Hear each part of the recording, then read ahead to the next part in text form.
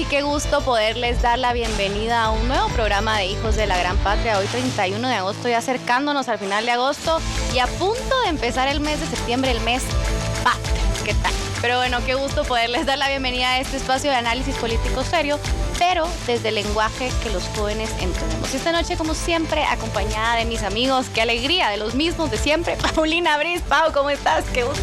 Bien, todo muy bien, feliz de estar otro jueves más, feliz de que se acabe agosto. Este mes se sintió que fueron como 3 meses en uno, así que estoy feliz de que sea 31 de agosto. Excelente. José Andrés Ardón, ¿qué tal? Qué gusto. Muy bien, aquí jugando un poco de sillas musicales, ¿no? Paulina robándome mi lugar característico.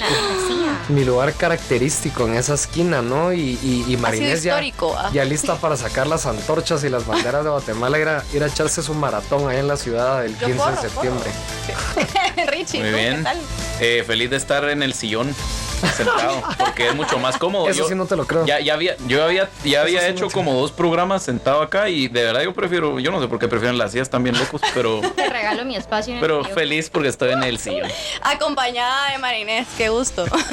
Pero bueno, vamos a tener un invitado muy especial esta noche y para presentarlo como se merece, vamos a ir a ver un pequeño video.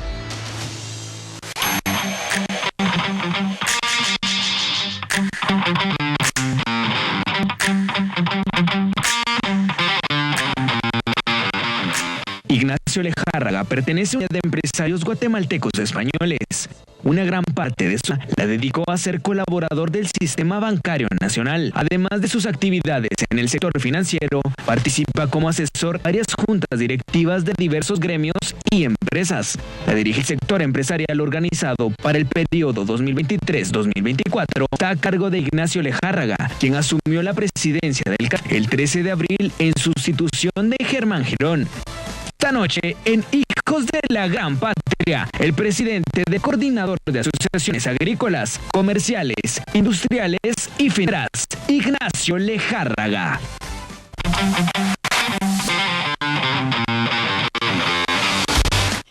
Bueno, y qué mejor que esa bienvenida para darle pues la bienvenida, valga la redundancia, esta noche, Hijos de la Gran Patria, a Ignacio Lejárraga, presidente de CACIF. Ignacio, qué gusto tenerlo aquí con nosotros. Muchísimas gracias, Marinés, y gusto verlos a todos.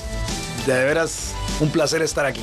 Un placer tenerlo también aquí con nosotros. Y bueno, siempre empezamos aquí con dinámica. Hoy José Andrés lo veo muy inquieto, que le encanta preguntar. Ahí se va a dar cuenta a lo largo de la entrevista. Es que el café. Estar inquieto. Hoy lo vamos a interrumpir. Hoy lo vamos a interrumpir. Sí, hoy lo a vamos a José. interrumpir como él nos interrumpe. Sí. Vamos a ver. José, por favor, adelante. Gracias, Marinés, por la palabra, realmente. La mera del programa. Me encanta cómo lo acepta la cara. No, la Pau y yo también te damos permiso. Claro.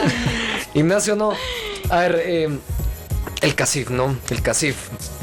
Vamos. La gente habla del CACIF para bien, para mal, los problemas. El CACIF tiene la culpa. ¿Qué es el CACIF? Partamos de ahí, ¿no? Yo creo que muchas veces cuando escuchamos comentarios erróneos del CACIF, quiera que no terminamos de comprender qué es CACIF. Yo te digo, yo me tardé unos cuantos años, ¿no? Cuando era pequeño no entendía qué era el CACIF. Sí, yo le decía a mi papá, no entiendo qué haces, no entiendo qué es el CACIF, ¿no? Pero es que un proceso... José Andrés no entendía, ¿no? Es un proceso de comprensión, ¿no? De las sutilezas de cómo funciona el sector privado organizado. ¿Podrías contarnos un poco más? Claro que sí. A ver, yo sí coincido en lo que dicen ustedes cuando se habla tanto de una entidad, pero no hay tanta información de la entidad. El resultado es que se van creando narrativas que uno tiene que ver si son o no son, ¿verdad? Pensando un poquito en eso, yo les diría que hoy en la mañana tal vez sucedió algo que me da un buen ejemplo de cómo pueden entender las personas casi. Yo soy un transportista, yo tengo un camión o 2 camiones y de alguna manera yo digo, bueno, ahí voy con mis camiones, pero encuentro que puede haber algo como puede ser la Comisión Nacional del Transporte que me puede ayudar a decir, ok, señores, pues miren, con transporte yo les voy a dar noticias a ustedes de cómo están las carreteras, de cómo estamos pasando por aquí, qué está sucediendo en este lado, en este otro. Entonces yo me uno a una Comisión Nacional del Transporte porque me parece interesante, me afilio a esto. Y esa me da información que para mí es importante, me puede dar capacitaciones, me puede dar una serie de cuestiones.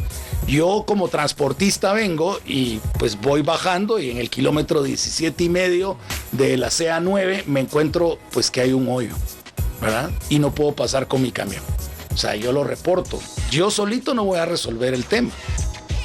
Por supuesto lo tiene que resolver el Estado de alguna forma, pero yo solo no puedo. Pero entonces yo lo que hago es me aboco a CNT se aboca a un Cutrigua se aboca a una cámara se aboca a CACIF, y CACIF es el que de alguna forma logra reunir a todos los presuntos involucrados en el tema, a los exportadores, a los transportistas, a los importadores, y a todos trata de ver de qué manera se pueden reunir con las personas que están del otro lado, que pueden ser las municipalidades, puede ser el Ministerio de Comunicaciones y Obras Públicas, y dentro de todo buscar resolver un problema. ¿Hay un interés? Hay un interés de que yo no puedo pasar con mi camión, claro. Pero entonces hay una cámara que me ayuda a mí capacitándome, dándome algo, y esa cámara se aboca a una cámara de cámaras, que es la que al final de las cansadas es el que logra tener esos contactos que permiten resolver los problemas que puedan tener todos. Entonces, poniéndolo en un plato, sí, creo que es el mejor ejemplo que te puedo dar. O sea, nadie se va a meter en una cámara si esa cámara no te da algo. Por supuesto. ¿Verdad? Y entonces, para mí, los buenos ejemplos puede ser un Agexport, si yo soy un exportador de un producto no tradicional. Si todos los que hacen arveja china se juntan en un lugar y pueden hablar de las mejores variedades y cómo es la mejor forma de exportar la arveja y cómo hago para sacarla de tal lado y todo, a mí me conviene. Hay un conocimiento que se está compartiendo entre personas que son comunes. Y ese conocimiento hay un momento en el que sube más allá. CACIF lo que es una coordinadora de cámaras, industria, comercio, servicios, exportación, azúcar, construcción, en fin, una serie de cámaras que al final lo que hacen es poco a poco ir subiendo y llegando a ese punto. Entonces, lógicamente, cuando uno ya lo mira, si ya cuenta todo lo que son los agremiados de las diferentes cámaras y cómo eso llega a CACIF, pues podríamos decir que CACIF al final pues sí coordina un número de alrededor de unos 50,000, 60,000 empresarios desde ese punto de vista. Hay algunos mitos alrededor del CACIF. Ya vieron. Es que quería yo, y justamente de lo que mencionaba Ignacio, entonces quería aprovechar, porque después se me van por otro lado y ya no logra uno darle. Deja al hombre ser libre. Qué barbaridad. Dejamos. Es que si empiezo, después ya me callo, así que tranquilos. No mentiras, dale. Hay algunos mitos y realidades, digamos, alrededor del CACIF. Un mito, por ejemplo, las personas creen que el CACIF es una empresa, por ejemplo. Hay otro mito, mito realidad, te puedo preguntar, ¿no? De que en el CACIF solo hay gente millonaria, solo hay empresarios ricos. Cuéntanos un poco más de esas dos, digamos, cuestiones que se suelen decir. Primero, por supuesto tiene una personería jurídica, pero no es una empresa, no es una entidad lucrativa, lo que es básicamente una asociación de asociaciones, si se quiere ver desde ese punto de vista. Que solo hay empresarios grandes y qué sé yo te diría que por supuesto que hay empresarios grandes dentro de CACIF y hay cámaras que no nos hagamos bolas, pues, o sea, yo vengo de Asasua tiene 12 miembros, porque en Guatemala hay 12 ingenios, ¿verdad? Pero eso no quiere decir que en una cámara del agro no estén las asociaciones de cañeros. O sea, que eso sí son mucho más entidades. Lo que les quiero decir es, sí hay empresas grandes por naturaleza de algunas cámaras. O la asociación de banqueros, sin ir muy lejos. O sea, la asociación de banqueros, pues al final tendrá 30 asociados, bancos, financieras, compañías de seguros. O sea, lo que les quiero decir es, de alguna manera, sí están esas empresas grandes, porque son parte del empresariado, pero sí hay entidades como Cámara de Agro, insisto, o Agexport, o Industria, donde realmente hay una buena cantidad de empresarios pequeños que le ven un beneficio a estar agremiado porque te da información, porque te da capacitación, porque te da una serie de cuestiones. Ustedes, pues sí, hay de los dos sabores. Ignacio, hablando un poco acerca de... Ya le dejaron preguntar. Ya me dejó hablar. Ya puedo tomar mi café. Tranquilo. Ya, tómate un respiro. Ignacio, hablando de modernización, porque justo la semana pasada teníamos aquí en esta silla al presidente del Consejo Nacional Empresarial y un poco de esa diferenciación que ellos creían ver en el discurso, digamos, del CNE versus un CACIF, es que ellos buscan más modernización o actualizarse, ¿verdad? CACIF está haciendo un esfuerzo enorme, creo yo, también en incluir, por ejemplo, a empresarios jóvenes, ¿verdad? Buscar también esa modernización. Digamos, ¿qué han estado haciendo ustedes para, digamos, contradecir o restar ese? Porque muchos se ve como que son muy tradicionales, han estado muy retrógradas, ¿verdad? Como que el discurso sigue siendo muy del pasado y realmente hay un esfuerzo muy grande del sector, ¿verdad? En también continuar modernizándose en la medida que se puede, ¿verdad? Es una pregunta buenísima y la verdad es de que son cámaras diferentes. Totalmente. Definitivamente, ¿verdad? Yo escuchaba hoy en la mañana y perdón que hable de otros medios, pero justamente el presidente... No se puede. Justamente el presidente de CNE hizo una entrevista con unos buenos amigos y abiertamente hablaba de apoyar a un partido político, ¿verdad? O sea, a mí me preguntan si CACIF puede salir apoyando a un partido político.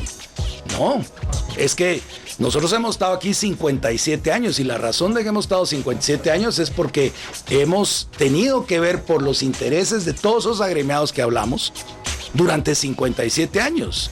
Y arreglar una carretera, como el ejemplo que les ponía hoy en la mañana, que por cierto fue una excelente reunión la de hoy en la mañana en el Ministerio de Comunicaciones, o sea, es algo que tengo que hacer, ya sea con un gobierno de la UNE, con un gobierno de Vamos, con un gobierno del PP, el gobierno que sea, porque nosotros lo que buscamos es por todos esos nuestros agremiados. Entonces, a veces el entender la modernidad es una cosa que es interesante de terminar de ver.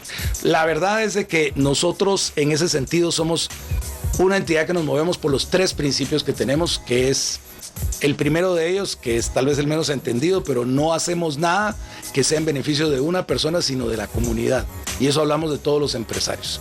La segunda es un respeto irrestricto a la ley y al orden constitucional.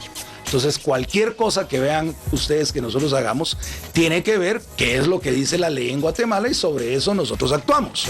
Y la tercera, que es importante, es que la libre empresarialidad es la clave del desarrollo de un país. Entonces, a veces, pues sí, uno se puede volver más moderno en términos de, yo me imagino, pues estar aquí sentado sin mi saco a mis antecesores de hace 15 años hubiera sido un pecado, pues. O sea, bueno, es más, venir con corbata ya, sí, puede ser hasta pecado. Pero siempre ya viene incluida en ser banquero, es un problema, ¿no? Pero vamos cambiando en ese sentido. Pero lo que les quiero decir es, hay que entender qué es modernidad. Yo creo que puede haber una modernidad para comunicar mejor, pero uno no puede dejar detrás lo que son sus principios. Excelente. Y bueno, Ignacio, digamos, en esa nota ya que hiciste la comparación, Mari, con lo que se hablaba la semana pasada y se habló de modernidad y todo eso, y también creo que es importante entender cuál es el papel que juega el CACIF en el desarrollo económico del país, digamos, cómo se coordina también a veces con el sector público y digamos, cuál es su lectura en estos momentos de lo que va a estar trabajando CACIF en los siguientes años. Ok, perfecto.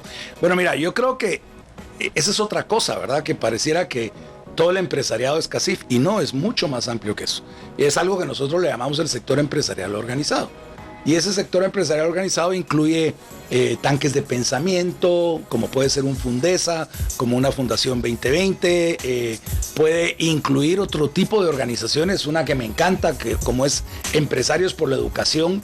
O sea, como que hay un montón de entidades ustedes. O sea, uno cree que son 3, 4, hay un montón. No, y la realidad es que no todas necesariamente están sentadas en la mesa de CACIF, pero sí son entidades con las que nosotros nos coordinamos. Entonces yo creo que cada quien juega un papel. Por ejemplo, Fundesa para nosotros es muy importante, es una entidad que ha sabido ser un verdadero tanque de pensamiento, alguien que todo el tiempo está sacando propuestas nuevas, que va viendo cómo podemos caminar. Son muchos artífices de todos los programas que se conocen como Guatemala no se detiene, pero el que empuja más desde el lado político y demás es el papel que nos toca a nosotros. Entonces yo creo que aquí es como en la cancha de fútbol, hay delanteros, hay defensas, bueno, pues aquí hay quien le toca el darle el pensamiento a las ideas y quién es el que le toca hacer el empuje de esas ideas desde un lado, desde un punto de vista político. Entonces te diría yo que nosotros jugamos más ese papel, ¿verdad? Las cámaras son las que van proponiendo en base a lo que escuchan de sus agremiados, que eso es una cosa que es importante. O sea, 50,000, 60,000 agremiados. Yo tengo 8 agremiados, porque soy cámara de cámaras. No sé si me explico lo que les quiero decir. Entonces, las cámaras suelen ser las primeras que escuchan lo que la gente está sintiendo que necesita, y eso poco a poco va subiendo y va fluyendo hacia lo que pueda hacer CACIF. Entonces, pero CACIF juega más ese papel político. ¿Qué es lo que nos toca para los siguientes años? Bueno, primero estos 4 años primeros que vienen, creo que van a ser años interesantes, ¿verdad? En el sentido que viene un gobierno con una visión diferente, una visión que, bueno, desde un punto de vista de campañas políticas, ustedes podrán decir, híjoles, estos de CACIF ya se los llevó la trampa estos 4 años. Yo no lo veo así, yo lo veo como que, bueno, eso es una visión, es un concepto, que puede haber una narrativa de que aquí solo están los empresarios grandes y demás. Yo lo veo más como una oportunidad de hacer las cosas de una forma diferente, y ahí estamos dispuestos a caminar con ello, como lo hemos estado con todos los gobiernos que ha habido en Guatemala durante 57 años. Y justamente, Ignacio, en esa línea que usted mencionaba, pues de la narrativa que se ha manejado justamente en estos últimos meses acerca de este futuro sin CACIF, ¿verdad? Que se ha manejado mucho por una persona en específico del próximo gobierno que viene. Como usted lo menciona, durante la larga trayectoria que ha tenido el CACIF, ustedes han trabajado de la mano pues con los diferentes gobiernos que han estado en turno, y se esperaría pues que obviamente ustedes sigan trabajando con el gobierno que viene ahora, ¿no? Entonces, ¿ustedes ya han tenido algún tipo de conversación, algún tipo de acercamiento con el presidente Arévalo? ¿Y cómo ha sido tal vez esa recepción por parte de él, si es que ya han tenido ese tipo de conversaciones? Miren, esta es la belleza de cuando uno lo que defiende son principios. Regresemos a lo que pasó en los días posteriores a la primera vuelta electoral. Claro. Y en esos días posteriores a la primera vuelta electoral surgió que si había fraude, que si no había fraude y demás. Nosotros, de entradita, con los controles que tenemos una misión de observación bien fuerte, tenemos alianzas con entidades como Guatemala Visible, que nos permitió ver una digitación de nuevo del 100% de las actas y demás, y salimos y dijimos, no señores, aquí hubo un proceso electoral, y en ese proceso electoral, pues nos guste o no nos guste el resultado, este es el resultado y claro, toca defenderlo. Entonces yo ahí no estaba defendiendo a Semilla, si lo quieren ver desde ese punto de vista, o a Bernardo Arévalo. Yo lo que estaba defendiendo era la democracia y la república. Que en esa defensa de la democracia y la república tenemos un punto en común, nos hace de que nos podamos acercar y comunicarnos. Y eso es lo que sucedió, para hablarlo de esa manera. Luego viene el tema de, bueno, hagamos una, no es cancelación temporal, sino la suspensión temporal del partido, ¿verdad? Y basados en el artículo 92, o sea, volvemos a lo mismo, principio de respeto al derecho. Ahí estaba clarísimo que no se puede suspender un partido mientras estemos en medio de un proceso electoral. Volvemos a salir nosotros con la voz fuerte y otra vez se vuelve a juntar. Entonces yo lo que les diría es, lo que yo sí he tenido son varios acercamientos con el presidente electo Arévalo, y han sido buenos encuentros, en el sentido de que los dos hemos visto qué es lo que Guatemala tiene que tener para ese respeto a la ley, ¿verdad? No nos perdamos, señores. O sea, el presidente electo de Guatemala es Bernardo Arévalo, y Bernardo Arévalo tiene que asumir el 14 de enero a las 14, pues. O sea, es tan simple como eso. Continuando un poco por la línea que mencionaba Paulina, Ignacio, muchas veces las personas en Twitter, ¿no? Y en otras redes sociales dicen... En Twitter, más que nada. En Twitter, más que todo, ¿no? ¿Por qué el CACIF no se pronuncia constantemente por la situación del país? ¿Y por qué no lo hacen con contundencia? ¿Qué piensas de esa afirmación? Miren, ahí hay otro tema. Volvemos a principios. El primero que les dije es, no puede haber un interés individual que vaya por encima de los demás. Y eso, ¿cómo se representa en cómo se comunica CACIF? CACIF se comunica cuando todas las cámaras que son miembros de CACIF están de acuerdo en un mismo mensaje. Y tienen que entender que hay veces que hay cámaras que pueden tener visiones diferentes de las cosas. Y si yo no tengo una visión unida de las cosas, es más difícil que nosotros podamos salir expresándolo como tal.